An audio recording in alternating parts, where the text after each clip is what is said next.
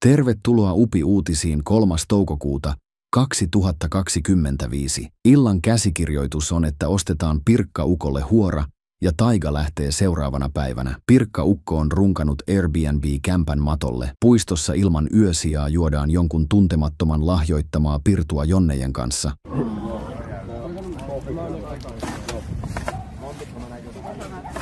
Jos Pirkis oksentaa, niin silloin kannattaa katsoa, että kaikki on. Nyymi vilahtaa livestreamissä. 2003.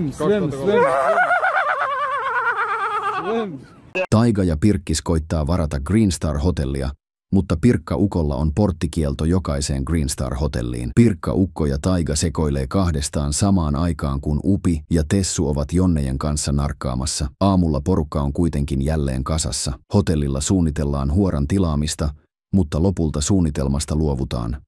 Poliisko, näetkö se Upi? Tessu. Voi vittu. Tessu. Poliisi. Upi, tule tänne.